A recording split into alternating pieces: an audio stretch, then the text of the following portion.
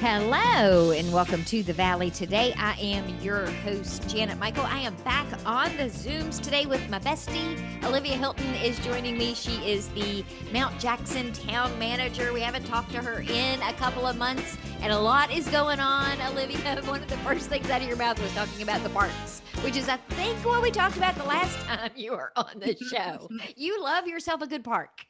I do. I even had deja vu when I just said that to you. And I was like, I think we might have done that, but I could always talk about green space. You've got a lot of stuff that's happening with parks in and around Mount Jackson because you've got some new ones that are opening. We're going to talk about the dog park in a second, but then you're sprucing up and getting new entrances for some others. Oh, yeah. So we had officially approved the Master Park and Pedestrian Connectivity Plan. I call it the MP3 for short. I got really tired of typing all of that out. So that was technically approved in January. Some funding was already allocated and then continuing into this next budget cycle. So we were starting with Lions Park, which is our main community park. And the biggest game changer to the area is going to be an entrance from 263. So Route 263 goes to Bryce. And so we'll have a nice, beautiful park entrance on that side since we had purchased 2 acres along the road, along with another 4 acres by 81. So we've doubled the size of Lions Park in this past year. Since I started here, which wild enough, 2 years is in August. What? I know, it's wild. It feels like I've been here 47 years and also 6 months. So I can't tell the difference. But we've actually added about 20 acres of green space through land acquisition and some trades. And we've done it, I think, very responsibly and strategically. And so that's the one for Lions Park, is that entrance. So our big focus, because the community survey that had gone out before we started really developing the plan, everyone said, for God's sake, give us a better bathroom, because there's one porta potty in the park. So the entrance of 263 and the bathrooms are primary first focus in Lions Park. Tell me about the dog park, because you know that's near and dear to both of our hearts. Yes, it's my favorite. So it's going to be the Jacktown Bark Park, and it's on King Street. So it's located downtown. And we actually have had a few folks ask us why we've done that. One, it was previously kind of an awkward space. It's a half an acre, but it's shaped like a triangle. And so this is probably the best case scenario for that space. And also because a lot of the people who are walking their dogs live in the metropolis of Mount Jackson, the urban area downtown. And they don't have lawns. So it's one of those things where it makes sense to put it in your dense downtown area, because those people who are in apartments or they don't have access to a green space that's fenced in. And so we put it right downtown. And I think as we speak, the guys are pouring some concrete pads. So with our dog park, you walk in and you have like little dog prison, and then you let them into the big space. So they're pouring the pads for the little waiting room, which I think is what Greg called it, which is better than dog prison. But we want to keep them safe. So it's a nice paved entrance with brick pavers. And we have a local artist doing a puppy love sign. The triplet tech students, they use their plasma cutter. So they cut out a big LOVE with a bone font. And then a local artist is painting them right now. And they're probably a good 4 or 5 feet tall. So that's kind of our photo op art piece. And then we had, of course, those dog mannequins that have been painted. So we're trying to add in a few little funky things, but the gist of the park is a fenced-in area for the dogs, right? We've got our water fountain, we've got our mutt mitt station, we've got some benches, we've got shade, but we're trying not to overthink it. We just wanted to start here, and then as people use the park and we find, okay, do we want to add more benches? Do we want to do some agility pieces? Let's do it. But sometimes you just got to start a project, and you can always add to it as it goes. But instead of building out this 12-acre dog park, let's just start with a little nugget and see how she goes. So yeah, so the guys have put in the water line, they've graded it down. The fence goes in next week. It all leads up to the Bark Park potty on the 28th. So it's the grand opening. So I'm really excited just because I know that we're a big walking community. I see the dogs all through town. I obviously have one. And so I think it's just another great space to gather. I think right now I'm on the kick of the third space theory, right? So you have your home and you have your work, and then people look for this third space in their communities, whether it's church or a local business or a card shop or winery, which is a fan favorite, coffee shops. So there's those third spaces that people can gather and have community. And so I think this will fit the mark because we haven't had it and people were wanting it. What all do you have planned for the celebration, for the party? The potty. Greg feels so funny saying that word. He's like, I'm a grown man. Come on, Greg, give it a program. Greg, again, we're going low key. We've got some swimming pools. So we're bringing out some baby pools, filling them with water in case they're water babies. Mine is not. He's not been happy about his walks in the rain. But we have that. We have pup cups, treats that we're giving out. We have a photo op with the puppy love sign. We've reached out to a groomer to do nail clippings, some like paw art if you want to get your dog's little paw print on art. And we have a ton of giveaways. So leashes, harnesses, toys. So if people come by from 12 to 3, middle of the day, just boop in and just enjoy the space. I love the spot that you've picked for it too, because in addition to it being convenient and usable for the people that live there, it also then inspires them to walk into the shops to bring the dogs out where maybe they just took them, found the first green space, let them do what they needed to do, and back inside they go. Now they have an excuse and a reason to walk around and visit all of the cool, fun things there are to do in Mount Jackson downtown. Yeah, we've got little gyms. You just got to get out and poke around. So I think King Street's very strategic with where it is, and we have bigger dreams for the space. We're working with some property owners down there to develop more parking and pocket park. And so there's some really nice spaces along King. And so my dream is the bistro lights and the brick paver sidewalk will go all the way to the dog park. I feel good about it. So The those are Hallmark the movie dreams. channel moment. That's my favorite road. I just love it. And I love it too because it's the one that the town owns. So VDOT can't squash our dreams. So less permission for fun things on King Street is the moral of that story. But yeah, so the dog park is definitely strategic. And of course, it's right by Union Church, which is a known landmark in town. And they do tours on the weekends. And the museum annex building is down there. So King Street's going to be coming to life in the next few years, I think. You were telling me before we started recording, when you were running through all the different park projects that you had going on, that you recently have gotten your hands on some more acreage that's going to go near where Crew is opening. And they're having their grand opening this weekend, right? They are. Yeah, their grand opening is June 14th from 11 to 4. Yours truly will be giving tours every 30 minutes. As a Crew board member, I have the honor of giving the tours. I'm probably the peppiest of the group. So myself and Todd Holtzman are giving the tours. So you can pick who you'd like to go with. And Chief Sager might be doing it too. But yeah, so grand opening's on the 14th, and right behind Crew is a 4-acre parcel. And so there had been in full transparency, like a hacky sack kick it back and forth for a little while. And so the town had sold it. They've bought it back for what they sold it for. So there hasn't been much of a loss, just who's going to take this piece and run with it. And so now it's landed back with the town. The community garden lives on it. The dream is to have a multi-use field, a wellness facility. I know that originally the word aquatic center had been bouncing around. That's not what it is. I think Mount Jackson did realize we're maybe a little too small to maintain the 8-lane Olympic size indoor complex. And so the wellness facility is basically, the way I'm describing it too, is it's not just for our aging population, but it does allow you to age in place and have the amenities in your own community. So it would have space for a fitness room. It's going to have a therapeutic pool. So we'll have a zero entry warming pool that will host classes there, and it'll have probably an indoor track, and then a space for rehab and chiropractor or physical therapy. And so that's going to be a town run facility. And the goal is to break ground on that within about the 4-year time frame. So if you know anyone that has about $4 million, give me a shout. Looking at you, Centera, Valley Health. No, but I think that's the dream, is to work on a nice public-private partnership for that space. But that's the goal. And so that was approved by council. And then now it's up to me and our staff to figure out how we can apply for grants and fundraise and get some sponsors and have a beautiful bronze plaque on the outside with everyone's name on it. But do you want me to write you a check? Because if you're asking, I'll just write you a check. $4 million shouldn't be a problem. just $4 million, no problem. That would be great. Thank you so much. That's very generous. It's now the Janet Michael Wellness Facility. So, and you have to paint the building orange. I would 100% do that. 100%. We have the concept design. We're going to also have trails around it. It's right along the river. So there's going to be an overlook area and like a pollinator garden. It's more of a reflection, just a nice addition behind Crew, but it will be the town run piece. And then ideally the food pantry, they're still noodling on it, but ideally the food pantry will shift to Crew. And then that would be also on the town lot. In my mind, it would be beautiful to have a little farm market stand where the community garden, we put the produce on it, and it's a space for the food pantry and just those community programs and entities.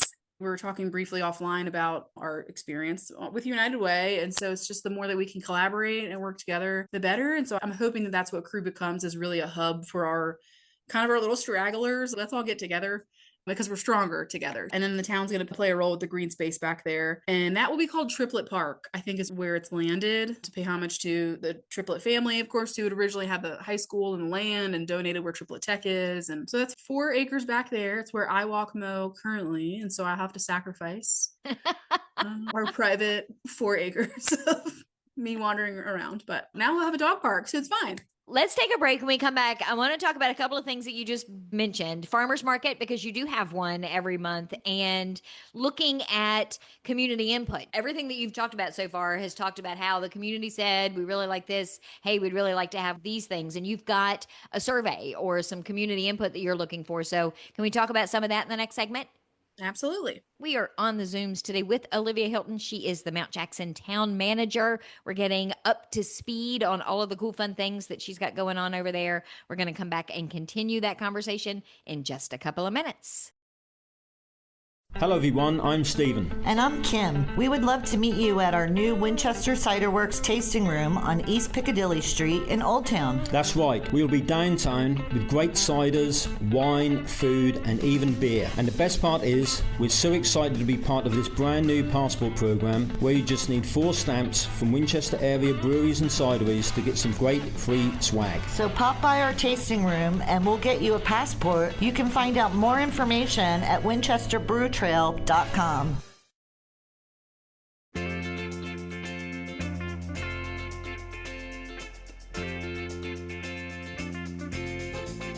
Welcome back to the Valley. Today, I am your host, Janet Michael. We are on the Zooms today with Olivia Hilton. She is Mount Jackson's town manager, getting an update on all sorts of projects, mostly park projects, but other events and things that are happening in and around Mount Jackson. Olivia, we were talking in the first segment about Lions Park. We were talking about the dog park opening, and you've got some updates for Red Banks Park as well. Yes. So Red Banks Park, for those that have been following along on our quality of life parks journey, we were able to trade an inactive well to a local farmer. And so we do maintain emergency access to that well. So we didn't lose capacity, which I think is vital to mention. However, it wasn't a well that we had in use because of how it balanced nitrates. So if anybody wants to talk nerd water, hit me up separately.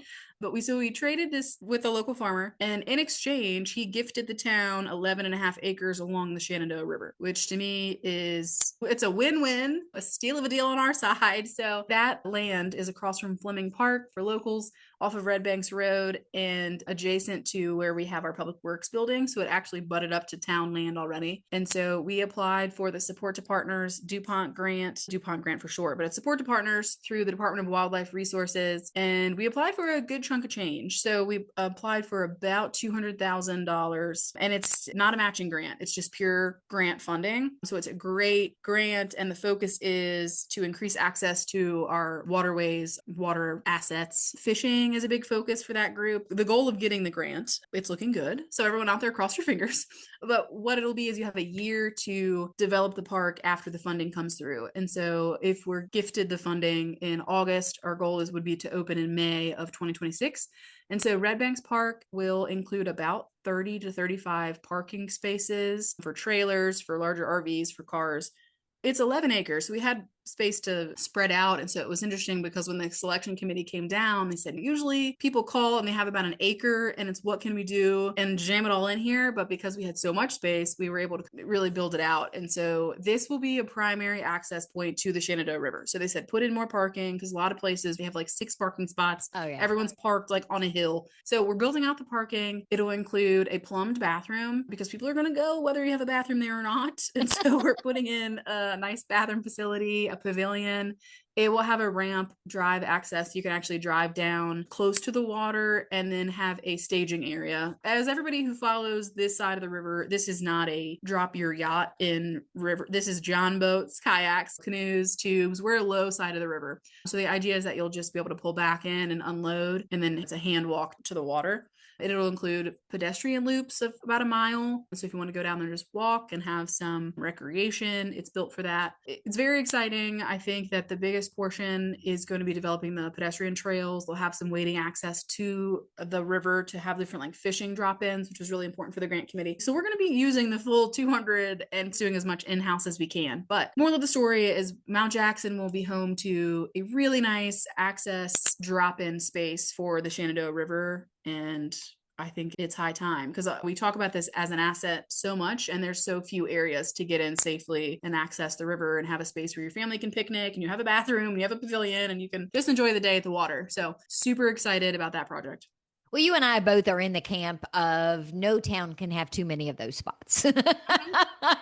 Exactly. Because people like the bathroom. They're going to get in somewhere. And so they're either trespassing or finding a space. So Right. let's just make it safe. And it's interesting because so many people are like, well, if we start using the space, then there'll be trash. And what are the hoodlums doing? But the thing is when you start taking care of a space and maintaining it, it's less likely to have Right. crime and issues because it's not hidden anymore. I think it's only a win that we're taking on the space and building it out. So good things to come for Red Bank. It'll be Red Banks Park there on Red Banks Road in Mount Jackson. And the goal of the Master Park and Pedestrian Connectivity Plan, the good old MP3, is to connect all of these green spaces. So we strategically have Lions Park, Triplet Park, Red Banks, the Dog Park, Mayor's Park. They're all spread throughout our town limits. And so we'll have crosswalks and sidewalks and paths that will connect all of these spaces so that it's a full big picture park situation. I love that idea because you don't often get that either. And when you have the ability to do that, I think it's fantastic. Oh yeah. Like I said, when I interviewed and they said, we want the best park in the county. And I said, you give me the A-OK and the capacity, the team members, the funding, all the things, we'll make it happen. So they're sticking to their word. The council is definitely pro parks and I love it.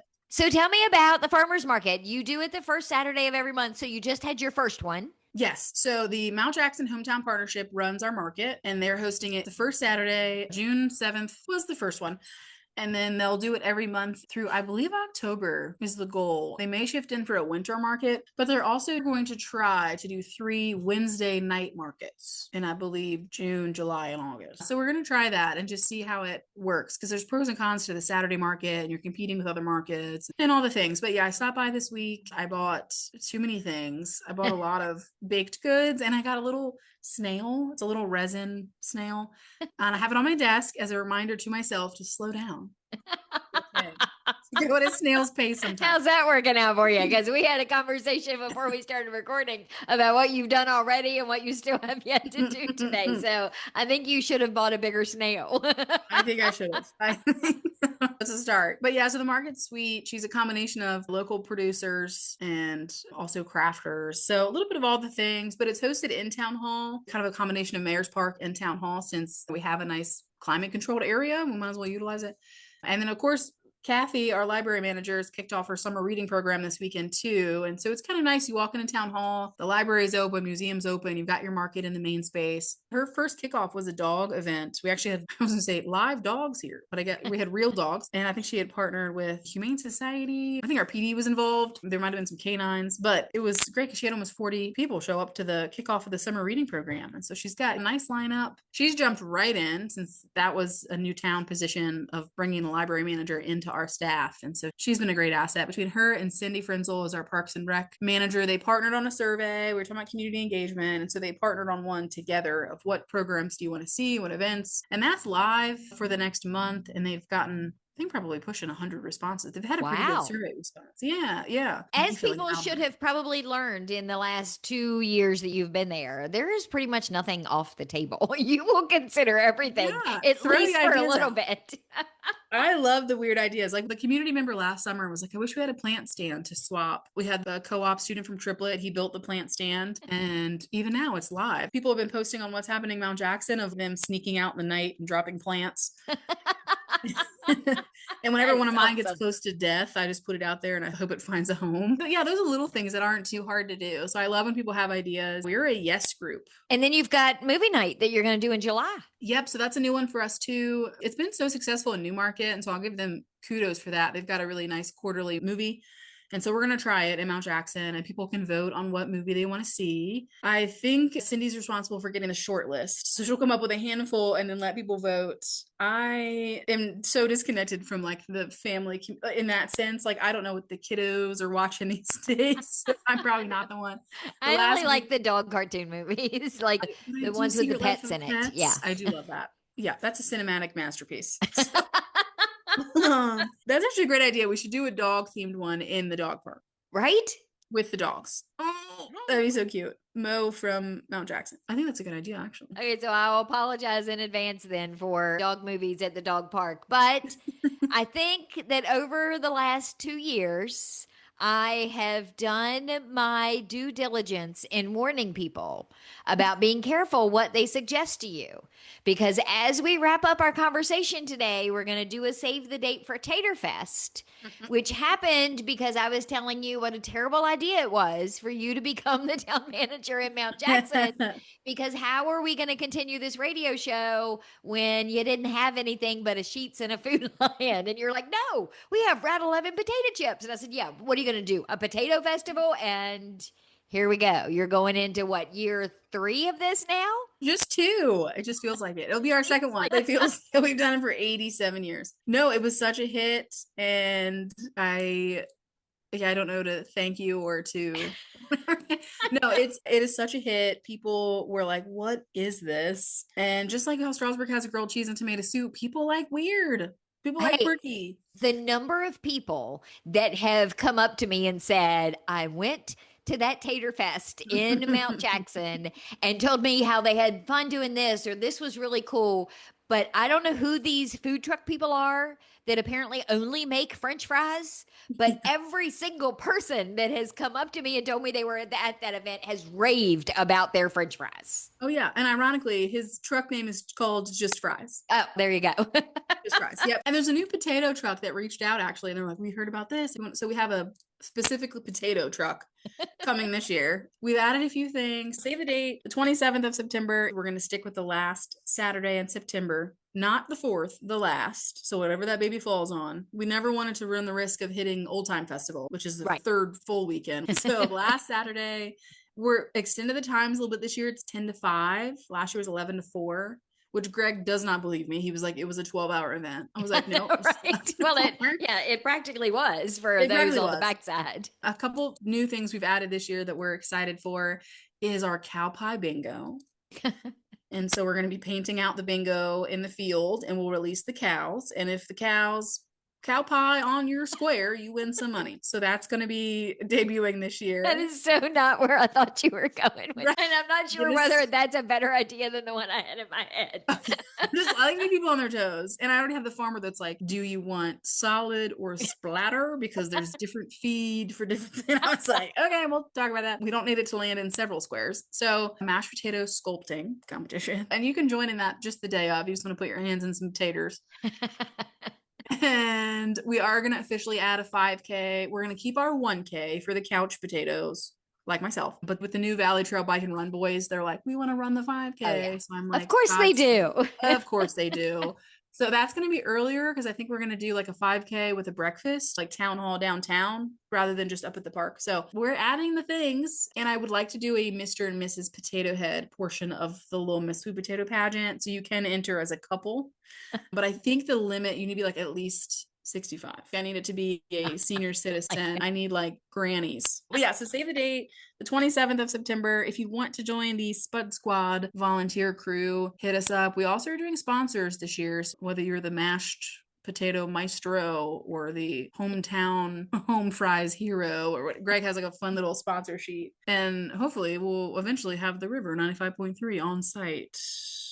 We can make that work. We can keep dreaming. So, and it's orange in our logo. Like it feels like it fits. So yes. As a matter of fact, back to our United Way collaboration, your t-shirt color last year is the Day of Caring t-shirt color this year. Because you gave me one of those t-shirts. And I'm like, this is it. This is the color that we need. And when you were talking to the United Way board, you mentioned orange. Everyone's eyes, they went to the highlighter orange. Yeah, But like the it's not. road, This like, is yeah, the the V road. dot orange. V dot orange. This is tater orange. It's much different. She's beautiful. Yes. Beth Falou, who's in charge of Day of Caring, called it a sherbet colored orange. Oh, that's nice. Yeah, So and I what's the feel web really- address? Where can people go find all the details? We even have a brand new website, so come on down. And we've added a Ask the Town.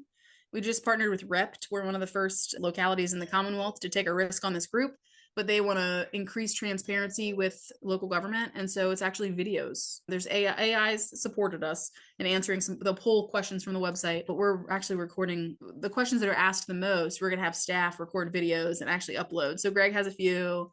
I'll be making one about the dog park. Anyways, there's a fun little button on the website now. So if you can't find it, type that in. But it is mountjackson.com. Super easy. spelled out. Mount. Yep. Oh, yeah. And if you haven't come through town, we have our new mural on the old mill with the Mount Jackson logo. I saw that on Facebook. It's It looks amazing. beautiful. Oh, yeah. And it's the first one the town has sponsored and done. There are a few others that were done privately. But yeah, this hopefully will kickstart some of art and culture initiatives in the town. But anyways, yeah, so super excited about that. But Facebook is just Town of Mount Jackson. Definitely give us a follow. I think we're on the Insta, we're on the Twitter, but I just say website and Facebook is mostly how they find us. Yeah. Awesome. Thank you for taking some time today. It's always fun to catch up. Next time we'll do it in person. I know, I love it. Hopefully you'll be coming down here soon. And then we'll have you for tater breast. Yeah. I'm just gonna keep pressuring that tater breast. Yes, as long as I can stand next to the French fry truck, I'll be okay. Away from the cow patty bingo, but close to the French fries. Those are my requirements. It is funny when you have to start strategizing. Okay, where does the catapult go? And the cow pie? And then, because at first I was like, we can use the same field. I'm like, but the catapult has to go first because it'll be cow pie. Yeah. Yes, very much like planning a parade. Don't put the Girl Scouts behind the horses. Exactly. There's more strategy to things than people realize. But yeah, thanks for calling me in. I'm always happy to spend a little morning time with you. I will be back tomorrow with a brand new episode of The Valley Today, talking to Ryan Hall. He is joining me to give details about the Shenandoah Valley Tech Council partnership that has just been formed with Shenandoah Community Capital Fund. So meet me back here for that just a few minutes after noon.